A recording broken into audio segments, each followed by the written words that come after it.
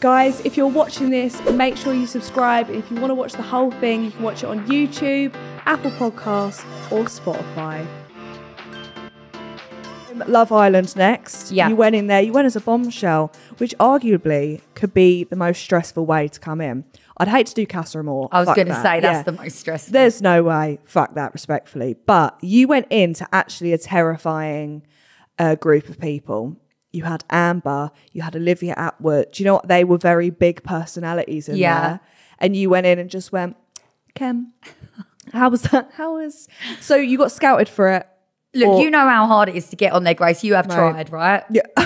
Yeah, we've all fucking tried. Yeah. Giving it your best shot. It was my second year. I never got on the first year. So the second year I did, and like the whole time I'm sitting in my office, like just thinking, I can't do this for another second. I just can't live like this, literally. No, honestly, I went to meet Fran when I was waiting to see if I went on Love Island, and I was upset because I didn't get brought on the Casa Amor. Right. I was like, not just one bombshell they brought on, they brought on 5. And not me. And she said that I got my Starbucks cup and my Starbucks coffee and I threw it at the wall in an alleyway, and I was like, I cannot do this anymore. Like, I can't live like this. The anger was there. I picked up the cup. All right, I don't need her. She's saving the turtles, I hear you. Yeah. It's just the frustration. Yeah. So when you were, obviously you got to sit in like whatever a place for 2 weeks. Did you know you were going to be a bombshell when you were in that little No, place? so you were at home the whole time. I was the last bombshell, right? Oh, what? So I always just had like a pile of summery shit sitting in my living room, Ready, just with the hope that maybe Manifesting. my life would change and I wouldn't have to like pay for things at PLT anymore. Yeah, just fucking dreaming, you know? And then like they say to you, they rang me at 8 a.m. and I was at work and they said, look, you're coming on. We need you to get on the plane at 5 p.m. And I'm literally just like to my boss, like, look, I've got to go. I'm a bombshell. And like, luckily, I worked. What a statement. Yeah. I'm a bombshell. I'm a bombshell. I worked for a CEO of like a very big company, a very like serious finance company. So they were so like proud of me and they were really encouraging. But as I walked out the door, they were like, would you mind just deleting your LinkedIn? They made me delete my LinkedIn. I never got it again. I'd do it on the plane. I'd be like, yeah, like just so they knew that we weren't like, they were like, we're really proud of you, but we just don't want to be associated with you because we know what you're capable of. You were like, and so when I got there, they kept me in lockdown for like 3 days and I didn't get to look at my phone. But when I got there, Amber and Kem had come out of Casa Amor and weren't on good terms. Kem had brought back another girl. So you'd been watching it up until that moment. Yeah, I'd been watching it and I had a voice that I found him very like attractive at the start. He was my type of boy, like cheeky, good looking, short like my dad. Yeah. You know what I mean? They say you go for people like your parents. Yeah, I hear you. You know what I mean? So yeah, height matched up. And and obviously when I got there, I didn't know that by the time I walked in, they were boyfriend and girlfriend, but I'd already made it very clear to the producers that I would pick him if I got in because I'd always honestly thought he was the most attractive. Yeah. And then I got in there, everyone was coupled up. Yeah. They were going to hate me no matter who I said. 100%. And I thought, if there's a public vote soon, I want to be with the most popular boy. 100%. I'm not trying to snog him, I'm not trying to sit that on his makes face. so I much just want to sense. be Because they won't attached vote him to out as well. Because they wouldn't vote him out, yeah. Fuck it, that's great. Yeah, fair play. Yeah, exactly. That was where the iconic meme came from when she went. Yeah, she was like that. Love that. Was it when you argue in the villa?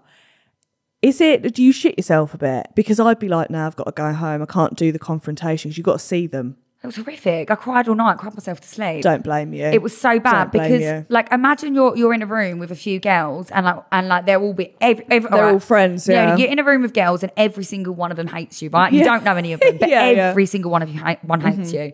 What would you do? You would like sit on your phone. Yeah. You would like read a magazine. You'd watch the telly. You'd Avoid do them. anything Yeah. to not have to acknowledge the fact that everyone hates you. But when you're in Love Island, you don't have anything to do. You just walk into twiddle your rooms thumbs. where no one wants to speak to you. Like, what do? Nah. Like spin a bit of grass. do some squats and for a that gets nap. old. Yeah. I was shattered. I was in the gym so much. I was Me tired. legs. But no, I managed to break them down. And to be fair, Montana Brown was very nice. Like when she saw that I was very much on my own, she was like, look, I'm not having this. Like she's a nice girl. Nobody even knows her. I'm not going to sit there and watch someone be really isolated. Nice and thing to be fair, it only took me 24 hours to make them all like me.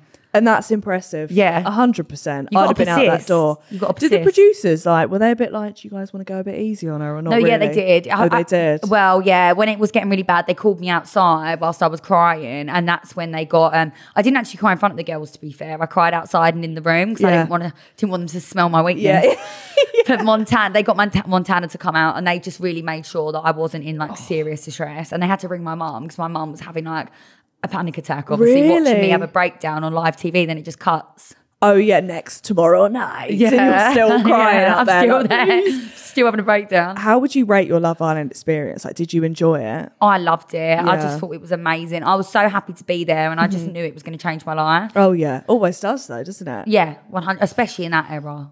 That was when it was popping off. As well. It was so like, I remember every night at 9 p.m. I was like, turn the fucking TV on, shutting my door. No one's allowed to come in. I fucking loved it. What was your like favourite memory?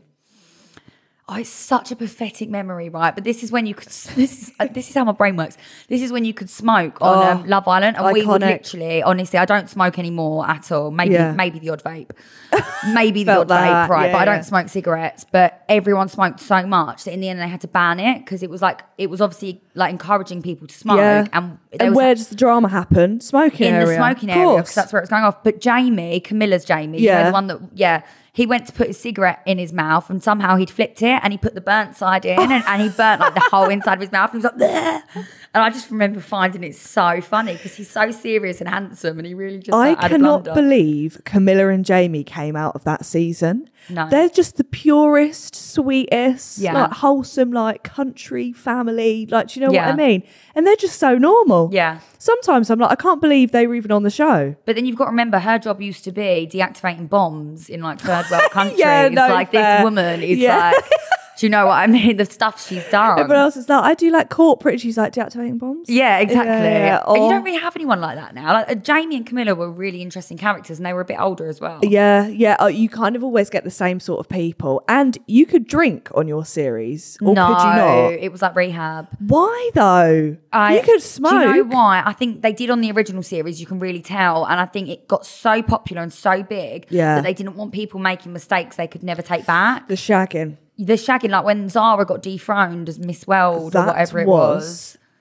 One of the most mental things I've ever seen in my life. Yeah. Everyone at home was like, shut the fuck up. Yeah. Did that just fucking happen? That's what I mean. But I'm kind of sad that they've stopped I mean, I understand why they stopped the smoking, but it's like, you know, they're bringing Big Brother back. Yeah. I'm like, are they going to be able to smoke? No, they're not. Can they drink? You don't think? Well, the last show I done on X on the Beach, if you wanted to smoke, you could, but you had to go up with 2 security guards on your own. Yeah. Smoking on your own, that is just sad. It's a bit, it's a low point, actually. Yeah, it's not even on your own. With a security guard you've got to make small talk with. It's like you need another fag after that conversation. I think it's not going to be the same. I get it, but just bring it back. Yeah. If you're bringing back Big Brother, you can't make changes. No. I don't. Do you think would you go on Big Brother? Yes. I think you do.